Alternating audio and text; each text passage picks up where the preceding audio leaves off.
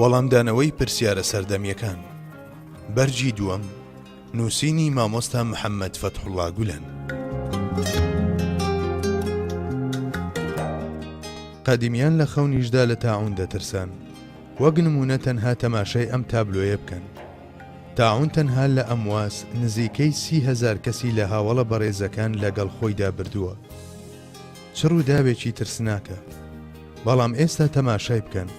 هەندێک وڵاتی لێ دەرچێت کە فەرامۆش کراون لە شوێنانی دیکە تاعون نابینرێت.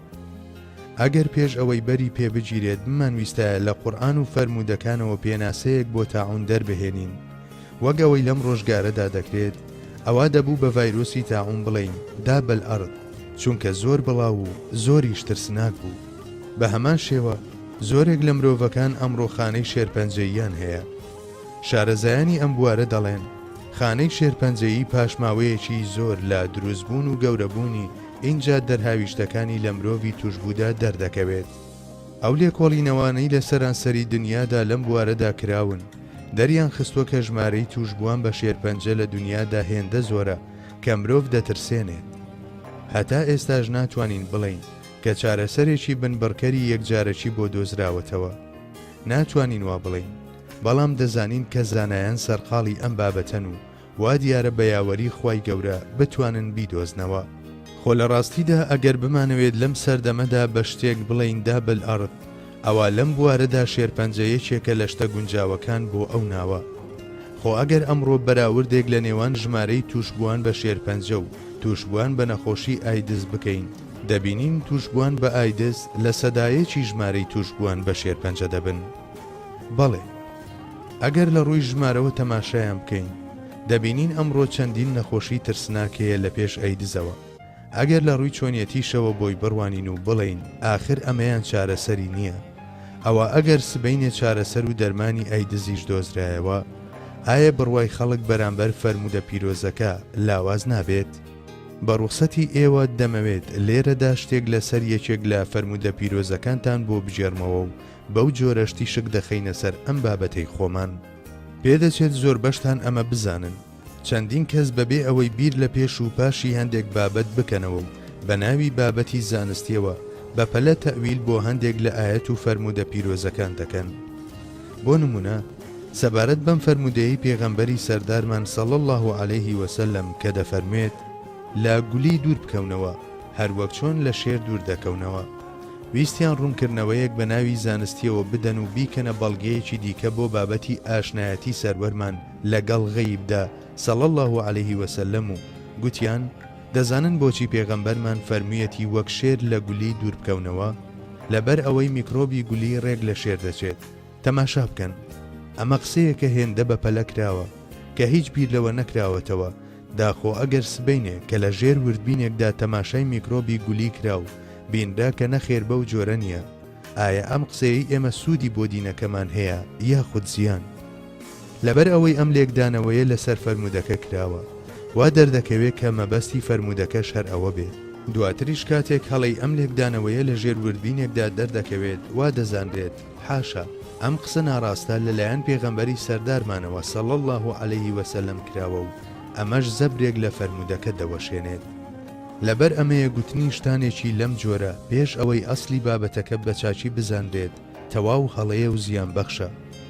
نەک تەنها ئەم تەویلە بێبنەمایانە، بەڵکو ئێمە ناچارین کاتێک لێکدانەوە بۆ بابەتە ئیسلامیەکان دەکەین ئەگەر لێکدانەوەکەمان بنەمایەکی زانستی زۆر پتەویشی هەبێت، وەک زانایانی پێشین بڵێن فیها النەذر و دەرگای ڕەخنە بەکراوەیی بەجێ بهێڵن و بواری بیر و بۆچوونی دیکەش بهێڵنەوە، ئەوەش لەولاوە بوەستێت کە خودی ئەزمونگەرایی ئەمڕۆپێیەکانی لە زەوی بڕاون و بە چاوی گومان و دوودڵیەوە بۆی دەڕواندێت.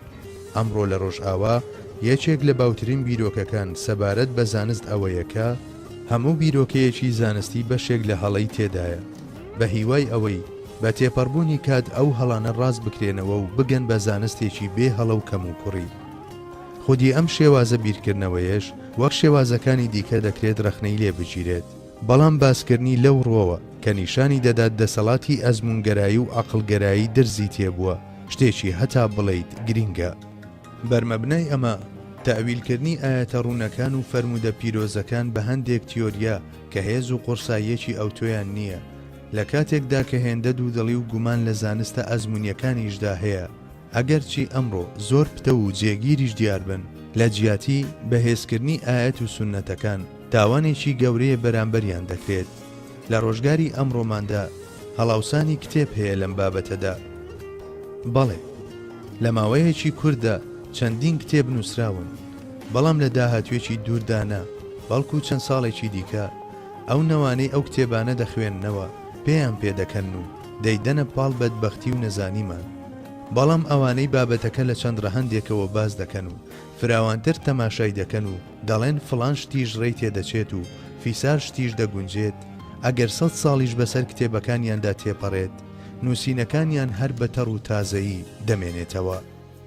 بەڵێ چەندین کتێبی لەو جۆرە هەن، ئەگەر چی چەند سەدەیەک کات بەسەر نووسینیشیاندا تێپەڕیوە، بەڵام هەنووکەش هەر شیرین و تازە و پاک و پوختەن. چەند شێوازێک لە بەڵگەهێنانەوە هەیە. بۆ نمونە سەرەتا ڕاستی ئەو شتانە قبول دەکەین کە وەک بەڵگە دەیان خەینە ڕوو، پاشان بانگەشە بۆکرا و ئەنجامەکە لەسەر ئەم بەڵگانەدا دەمەزرێنین. ئەمە شێوازی سەربەرە و ژوورە لە بەڵگەهێنانەوەدا، بەڵام دەکرێت بە شێوازی سەربەرە و خواریش بەڵگە بهێننەوە. بۆ نمونە خوا هەیە و ئەم بەڵگانەش ئەومان پێدەناسێنن. حەزرەتی موحەممەد صلی الله عليه وسلم دوایین پێغەمبەرە و ئەم شتانەش بەڵگەی ئەم قسەیەن. ئەم مێرو لە بچووکانەی ژێر پێمان و فڵان زیندەوەری بە چاو نەبینرا و ئاماژە بۆ ئەو حەقیقەتانە دەکەن کە دەمەوێت پێتان ڕابگەێنم. ئەم جۆرە مامەڵەیە شتێکە و باسکردنی بەدیهێنەری ئاسمانەکان و زەویش باسکردنی ئەو زاتەش کە له مقاليد السماوات والأرض. بەم شتە لاواز و بێبنەمایانە کە ناوی بەڵگەمان لێناون شتێکی دیکەیە. بە بڕوای من لە بابەتی ئایدزیشدا ئەم هەڵەیە کرا و لە گۆشەنیگایەکی هەڵەوە مامەڵەی لەگەڵ کرا، بەڵام لەبەر ئەوەی کەسانێکی باوەڕدار و بەویژدان ئەو شتەیان کرد، پاداشتی چاچیان لە پای ئەوەدا دەست دەکەوێت. بەڵام لە داهاتوودا کاتێک ئەو لێکدانەوانەی ئەمان لەلایەن کەسانی بێباوەڕ و بێویژدانەوە دەخوێنرێتەوە و سەرڕشتە دەکرێت، ئەو کاتە ئەم قارەمانانەی ئیمان و قورئان زۆر شەرمەندە دەبن و لە خەجاڵەتی لێکدانەوە هەڵەکانیان پشتیان دەچەمێتەوە. لەم ڕۆوەیە هەر مسلمانێک کاتێک قسە لەسەر فەرمودە و ئاەتە پیرۆزەکان دەکات دەبێت زۆر بە وریاییەوە قسە بکات، زۆر بە وریاییەوە بیر بکاتەوە و بە وریاییەوە مامەڵە لەگەڵ ئەو بابەتانەدا بکات. ئەو برایانەمان کە بەنیەتێکی باشەوە ئەم بابەتەیان باس کردووە، ئەگەر بیان گوتایە ئەیدزی ژێچێکە لە جۆرەکانی دابەلئەڕض کە ئینشاءالله ویست و نیەتەکەیان هەر ئەوە بووە لێکدانەوەکەیانم ماچ دەکرد و دەم نایە سەرسەرم. بەڵێ دەکرێت ڤایرۆسی ئەیدز پارچەیەک بێت لە حەقیقەتی دابەلئەڕض و یەکێک لە ئەرکەکانی ئەو بەجێ بهێنێت.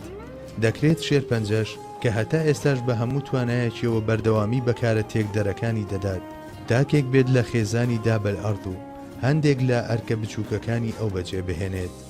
بەڵام ئەو دابەلئەڕضەی کەوا چاوەڕوان دەکرێت لە خراپ بەکارهێنانی زانست و تەکنەلۆژیاوە بێتە مەیدان و زمانێکی گۆیا بێت و باسی ئەوە بکات کە ئیدی مرۆڤەکان باوەڕێکی دامەزرا و پتەویان نابێت. بەڵێ ئەو دابەلئەڕضە شتێکی هێندە نامۆیە کە لە هەموو شتێک تەنانەت لە یەکە پێکێنەکانی خۆیشی جودایە و لەمەشدا خاوەنی ڕەگەزێکی تایبەت بەخۆیەتی و پەیدابوونی ئەو واتای کۆتایی هاتنی بەها ئیسلامیەکان دەگەیەنێت. بەڵام ئێمە بە گوێرەی یەکێک لەو فەرمودانەی لە سەحیحی ئیمامی موسلیمدا ڕیوایەت کراوە باوەڕمان وایە کە سەدای ئیسلام ڕۆژێک دێت لە هەموو دنیادا دەنگ دەداتەوە و دەبیسترێت و ئەو دەنگە لەلایەن هەموو ویژدانێکەوە ڕێزی لێدەگیرێت. ئەگەر دابەلئەڕض ئێستا پەیدا بوو بێت ئەوە زەبرێکی کوشندەیە و بەر ئەو هیوە و ئومێدەی ئێمەمانان کەوتووە، چونکە دەرکەوتنی ئەو زیندەوەرە پێمان دەڵێت کە ئیدی ئیمان نییە و ئیدی یەقین لە ئیماندا نەماوە. پێمان دەڵێت لەمە دووە تەنها خامۆشی و گەڕانەوە بۆ دواوە هەیە. بەڵام ئێمە باوەڕمان وهایە کە دووبارە ئیسلام شاباڵی خۆی لە ئاسۆکانی جیهاندا دەکاتەوە و دووبارە قورسایی خۆی لە هاوسەنگی نێوان وڵاتاندا بەدەست دەهێنێتەوە. باوەڕمان وایە ڕۆژێک دێت مسلمانان لە هەموو سوچێکی دنیادا بە هەموو جۆرێک بە دوای حەزرەتی موحەممەد صلی الله عليه وسلمدا دەگەڕێن و جارێکی دیکە پێی شاد دەبنەوە. دابل ئەرض با هەر بەناخی دۆزەخدا بچێتە خوارەوە. ئێمە لە سەردەمێکی دیکەدا چاوەڕوانی ئەو دەکەین و باوەڕمان وایە ئەو سەردەمێک دەردەکەوێ کە نزیکە لە بەرپابوونی قیامەت بەسەر کافرەکاندا. بیر و باوەڕێکی پێچەوانەی ئەمە هەم پێچەوانەی عەقیدەی ئێمەیە، هەم زەبرێکی توندە و بەرهیوە و ئومێدەکانمان دەکەوێت. جگە لەمە چەندین بوونەوەری ڕاستی و خەیاڵی هەن کە ڕێزیان بەستووە و لە چاوەڕوانیدان ڕۆژێک لە ڕۆژان ببنە دابل ئەرض.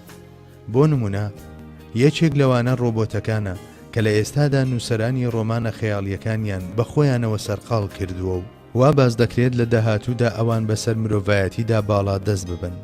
قورئانی پیرۆز لە ئاەتێکدا ئاماژە بۆ ئەوە دەکات کە خوای گەورە بوونەوەرانێک دروست دەکات کە ئێوە نایانزانن، واتە بوونەوەرانێک جیاواز لە فڵان و فیسار گیانەوەر کە ئێوە پێیان ئاشنان، واتە بوونەوەرانێک کە نەگوێ لە قسەی کەس دەگرن و نە لە سۆز و بەزەیی تێدەگەن و نەباچیان بە گریە و ناڵینی کەسی شەیە. خۆتان بەسەر پێڵاوەکانیشیاندا بدەن، ناتوانن سۆز و بەزەییان تێدا بجۆڵێنن. ئەم بابەتە لە ئێستاوە هێندە ترس و ئەندێشەی بەرهەم هێناوە، تەنانەت ئەوانەش کە بەم تەکنەلۆژیایەوە سەرقاڵن باسی ئەوە دەکەن کە ئەم ڕۆبۆتانە ڕۆژێک دێت پرۆگرام دەکرێن و دەنێردێنە بۆشایی ئاسمان و ئەوانیش ئاگر لە هەموو شتێک بەردەدەن و تەنانەت ئەگەر داوای ئاشتەواییشیان لێ بکرێت نزیک ناکەونەوە لە جێبەجێکردنی ئەو داواکاریە و دەبنە توخمێک لە توخمەکانی خراپەکاری لەسەر ڕووی زەوی و هەموو شتێک ژێرە و ژوور دەکەن. لە ڕاستیدا بەپێی ئەم شتانە وا دیارە کە ڕۆبۆتەکانیش بەشێکی باشیان لە حەقیقەتی دابل ئەرض بەردەکەوێت.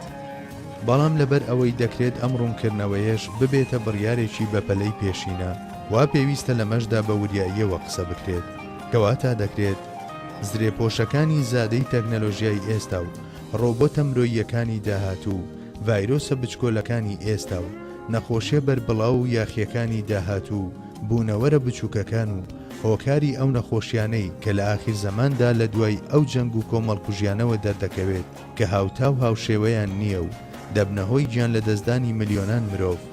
دەکرێت هەموو ئەوانە نوێنەرێک بن لە نوێنەرەکانی دابل ئەرض کە لە ڕاستیدا واتای مردنی ڕۆحە و دواتر مردنی جەستە. بە بۆچوونی من ئەگەر بەم شێوەیە لەو بابەتە بڕوانرێت، ئەمە لەلایەکەوە ڕێزگرتن دەبێت لە ئاەتە ڕوونەکانی قورئانی پیرۆز و فەرمودەکان و لەلایەکیشەوە جێهێشتنی ڕەهەندە لاهوتیەکانیان دەبێت بەکراوەیی. لە کۆتاییدا ئەم شتەتان بەو پەڕی دڵسۆزیەوە عەرز دەکەم. من لە بەرامبەر دڵسۆزی و پاچی ئەو هاوڕێیانەمان کە لەسەرەوە باسمان کردن ئەوەندەی دەرهەمێک خۆم بە شایانی قسەکردن نازانم.